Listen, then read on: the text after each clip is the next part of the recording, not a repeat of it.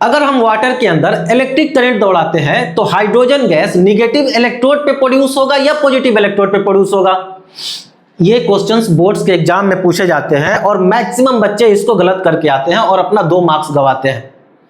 ये टॉपिक, आज का टॉपिक इलेक्ट्रोलाइसिस ऑफ वाटर और इलेक्ट्रिकल डीकंपोजिशन से रिलेटेड है, जहां से कई तरीके से सवाल बोर्ड्स के एग्जाम में पूछे जाते हैं।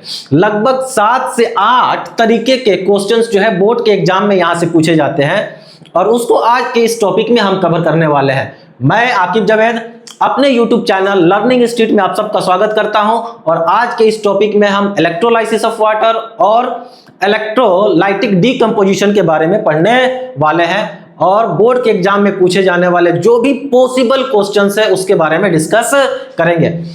इसको समझने का एक सबसे बढ़िया तरीका है कि इसको एक्टिविटी के थ्रू समझा जाए, क्योंकि क्वेश्चंस ऑब्जर्वेशन से रिलेटेड पूछे जाते हैं और आप चीजों को ऑब्जर्व तब करेंगे जब आप किसी तरीके का एक एक्टिविटी करेंगे।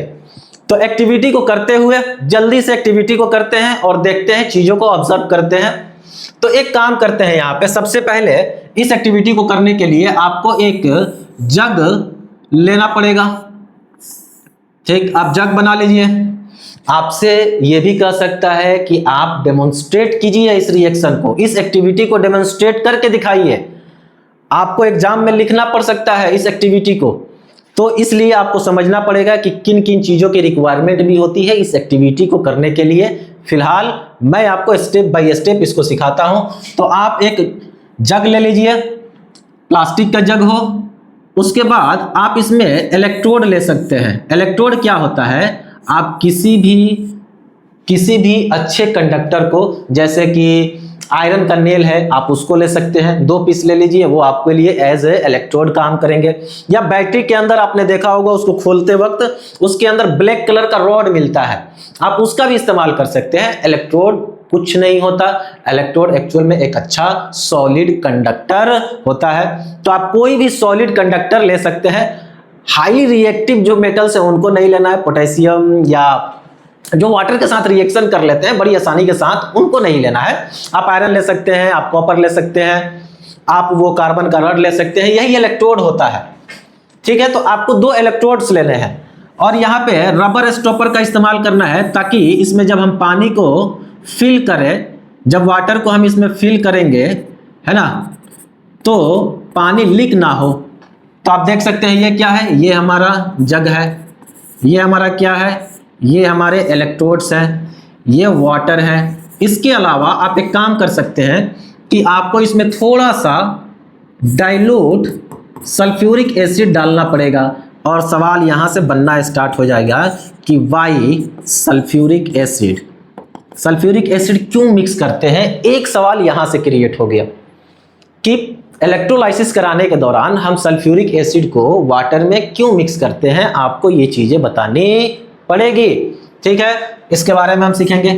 उसके बाद हम जानेंगे कि सल्फ्यूरिक एसिड क्यों मिलाते हैं, लेकिन अभी एक्टिविटी को पूरा करते हैं। उसके बाद आपको वायर ले लेना है, आप वायर ले लीजिए। वायर को आप ऊपर भी ले जा सकते हैं। वायर को आप बीच में एक स्विच लगा दीजिए, स्विच अभी ऑफ रखते हैं और फिर आपको एक बैटरी भी इस्तेमाल करना पड़ेगा, है ना। ये हमारा नेगेटिव टर्मिनल, ये हमारा पॉजिटिव टर्मिनल। अब आपसे पूछेगा एक सवाल और कि इलेक्ट्रोड 2 होते हैं, एक कैथोड होता है और एक एनोड होता है। आपको कैसे पता चलेगा कि कैथोड कौन है और इलेक्ट्रोड कौन है? एक सवाल ये भी है यहां से। इस तरीके से भी सवाल पूछे जाते हैं कि आपको डिसाइड कीजिए।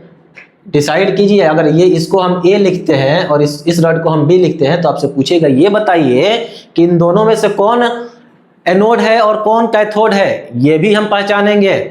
अभी फिलहाल एक्टिविटी को हम आगे बढ़ाते हैं। ठीक है, इसके अलावा आपसे कहता है कि एक टेस्ट ट्यूब लेना है और टेस्ट ट्यूब को लेकर इलेक्ट्रोड को कवर कर देना है, दोनों इलेक्ट्रोड को कवर कर देना है।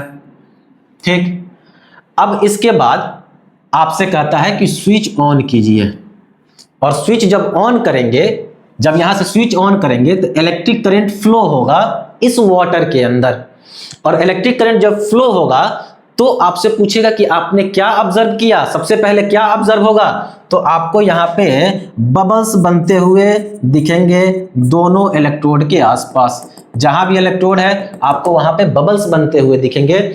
और अगर आपको पानी में बबल्स बनते हुए दिख रहे हैं, इसका मतलब ये हुआ कि केमिकल रिएक्शन हो रहा है और गैस प्रोड्यूस हो रहा है। बबल्स बनने का मतलब इलेक्ट्रिक करंट दिया, करंट फ्लो हुआ, वाटर ब्रेक डाउन हो रहा है और यहाँ पे गैस का प्रोडक्शन हो रहा है, गैस प्रोड्यूस हो रहे हैं। बबल्स बनने का मतलब गैस प्रोड्यूस हो रहे हैं। और आपको मालूम है कि वाटर जब ब्रेक डाउन करेगा तो दो गैस प्रोड्यूस होंगे, एक हाइड्रोजन गैस और एक ऑक्सीजन गैस। दो गैस प्रोड्यूस होते हैं। बबल्स बनने का मतलब गैस का प्रोडक्शन यानी कि केमिकल रिएक्शन का होना। यही खत्म नहीं हो जाता है ना। अब आगे का कंसेप्ट हम लोग समझेंगे, उससे पहले हम ये समझ लेते हैं कि सल्फ्यूरिक एसिड को हम मिक्स क्यों करते हैं। सल्फ्यूरिक एसिड को मिक्स इसलिए किया जाता है क्योंकि जो पानी हमने लिया है, हमने ये डिस्टिल्ड वाटर लिया है और डिस्टिल्ड वाटर इलेक्ट्रिसिटी कंडक्ट नहीं करता। प्योर वाटर इलेक्ट्रिसिटी कंडक्ट नहीं करता। प्योर वाटर को कंडक्ट कराने के लिए हमको उसमें या तो एसिड मिलाना पड़ेगा या बेस मिलाना पड़ेगा या सॉल्ट मिलाना पड़ेगा। तो हमने क्या किया, हमने एसिड ले लिया। क्यों? अब एक सवाल का जवाब आपको मिल गया कि वाई सल्फ्यूरिक एसिड, इसलिए कि टू मेक वाटर कंडक्टिव, ताकि वाटर इलेक्ट्रिसिटी कंडक्ट करे, वो एज अ कंडक्टिव बिहेव करे। इसलिए हम उसमें क्या करते हैं, सल्फ्यूरिक एसिड मिला देते हैं। सल्फ्यूरिक एसिड नहीं मिलाएंगे, वो प्योर वाटर है, वो डिस्टिल्ड वाटर है, वो इलेक्ट्रिक करंट फ्लो नहीं कराएगा, केमिकल रिएक्शन नहीं होगा। इसलिए हम क्या करते हैं, हम सल्फ्यूरिक एसिड मिला देते हैं। कैथोड को कैसे पहचानेंगे? तो बैटरी के निगेटिव टर्मिनल से जो इलेक्ट्रोड कनेक्टेड होता है उसे हम लोग कैथोड कहते हैं। क्या? निगेटिव टर्मिनल से ऐड होना चाहिए, निगेटिव टर्मिनल से ऐड होना चाहिए, निगेटिव टर्मिनल से जुड़ा होना चाहिए, वो कैथोड हो जाएगा। और जो पॉजिटिव टर्मिनल से जुड़ा हुआ है, वो हमारा एनोड हो जाएगा। तो आप दो इलेक्ट्रोड को पहचानने के लायक हो गए कि आप ये समझ सके एनोड क्या होगा, एनोड होगा पॉजिटिव टर्मिनल से जो कनेक्ट होता है इलेक्ट्रोड। वैसे इलेक्ट्रोड जो बैटरी के पॉजिटिव टर्मिनल से कनेक्ट होंगे वो एनोड कहलाएंगे। वैसे इलेक्ट्रोड जो बैटरी के नेगेटिव टर्मिनल से कनेक्ट होंगे वो कैथोड कहलाएंगे। तो आप कैथोड और एनोड में डिफरेंस कर पाएंगे। तो आपने 2 या 3 चीजें अभी सीख ली जो एग्जाम्स में पूछे जाते हैं। बबल्स का बनने का मतलब ये हुआ फॉर्मेशन ऑफ गैस, यानी कि यह एक पहचान है केमिकल रिएक्शन का। आपको यह समझ में आ जाएगा कि केमिकल रिएक्शन स्टार्ट हो गया है। इलेक्ट्रोलाइसिस में कई तरीके से क्वेश्चंस पूछे जाते हैं। अभी हमने स्टार्ट किया है, ये बेसिक है। अभी हमने इलेक्ट्रिक करंट फ्लो कराया और बबल्स बनते हुए देख रहे हैं। कुछ देर के बाद ऐसा होगा, कुछ देर के बाद आपको देखने को मिलेगा कि जो ये टेस्ट ट्यूब है इसमें पानी का लेयर आपको कहीं यहां देखने को मिल सकता है और एक में आपको पानी का लेयर ऊपर देखने को मिल सकता है। आपसे ये पूछेगा यहाँ पे कि कौन सा गैस जो है वो डबल प्रोड्यूस हुआ है, एक गैस कम प्रोड्यूस होता है और दूसरा गैस ज्यादा प्रोड्यूस होता है। तो आपसे ये पूछ सकता है कि जो हाइड्रोजन गैस है वो किस इलेक्ट्रोड पे प्रोड्यूस होगा।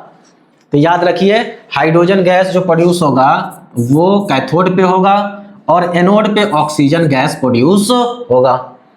तो आपसे एक सवाल ये भी पूछ सकता है, सबसे इंपॉर्टेंट सवाल है, एक सवाल नहीं सबसे इंपॉर्टेंट सवाल है कि चलिए ये बताइए जब वाटर का इलेक्ट्रोलाइसिस होगा तो एनोड पे या कैथोड पे हाइड्रोजन गैस प्रोड्यूस होगा। तो आपको कहना है कैथोड पे होगा। ऑक्सीजन पूछे तो कहना है कि एनोड पे होगा। आप अगर टेस्ट ट्यूब को ध्यान से देखिए तो आपको पता चलेगा कि जो कैथोड है और कैथोड के ऊपर जो हम लोग टेस्ट ट्यूब इस्तेमाल किए हैं इसमें गैस जो प्रोड्यूस हुआ है यानी कि जो हाइड्रोजन गैस प्रोड्यूस हुआ है वो ऑक्सीजन के कंपैरिजन में डबल है। यहां पे डेमोन्स्ट्रेट करना आसान नहीं है, आप ऑब्जर्व कर सकते हैं, या ऐसा मान के चलिए कि हाइड्रोजन गैस जो है, जो इलेक्ट्रोड पे प्रोड्यूस होता है वो डबल होता है। लेकिन सवाल है क्यों, Y hydrogen gas is double. सबसे पहला कहां प्रोड्यूस होगा, और दूसरा कि डबल क्यों प्रोड्यूस हो रहा है, उसका अमाउंट ऑक्सीजन के कंपैरिजन में डबल क्यों है। तो यहां पे आपको जवाब देना होगा क्योंकि वाटर के एक मॉलिक्यूल में, ये वाटर का एक मॉलिक्यूल है, वाटर के एक मॉलिक्यूल में हाइड्रोजन और ऑक्सीजन का जो रेशियो है, हाइड्रोजन 2 है और ऑक्सीजन 1 है। वाटर के एक मॉलिक्यूल में हाइड्रोजन की संख्या, हाइड्रोजन के एटम की संख्या 2 है और ऑक्सीजन के एटम की संख्या 1 है। इसीलिए जब वाटर का एक मॉलिक्यूल ब्रेक डाउन करता है तो हाइड्रोजन के 2 एटम रिलीज होते हैं, वहीं पे ऑक्सीजन के 1 एटम रिलीज होता है। यही कारण है कि हाइड्रोजन गैस जो है वो डबल होता है। अब आपसे जिस तरीके से भी सवाल घुमा फिरा के पूछे, अब आप इस लायक हैं कि इलेक्ट्रोलाइसिस ऑफ वाटर या इलेक्ट्रोलाइटिक डिकम्पोजिशन से रिलेटेड किसी भी तरीके से सवाल पूछा जाए, आप इसको करने के लायक हैं, है ना। आपने इस चीज को बेहतर तरीके से समझा है। अभी जो हम पढ़े हैं वो एक्चुअल में एक डीकम्पोजिशन है, डीकम्पोजिशन रिएक्शन है, और वो इलेक्ट्रोलाइटिक डीकम्पोजिशन है। डीकम्पोजिशन रिएक्शन के बारे में मैंने प्रीवियस क्लास में पढ़ाया था, प्रीवियस टॉपिक में पढ़ा है। अगर अभी तक आपने उसको नहीं देखा है तो सबसे पहले जाकर उस वीडियो को देखिए और वहां पे डीकम्पोजिशन रिएक्शन को समझिए, और उसी का एक एग्जांपल है इलेक्ट्रोलाइटिक डीकम्पोजिशन। अगर अभी तक आपने इस वीडियो को लाइक नहीं किया है तो सबसे पहले वीडियो को लाइक करें, और सबसे इंपॉर्टेंट कि इस चैनल को अभी सब्सक्राइब करें, वीडियो पे ज्यादा से ज्यादा कमेंट करें और दोस्तों में इसको शेयर करें, ताकि वो भी एग्जाम में इस कंसेप्ट को सीखकर ज्यादा से ज्यादा मार्क्स को गेन कर सके।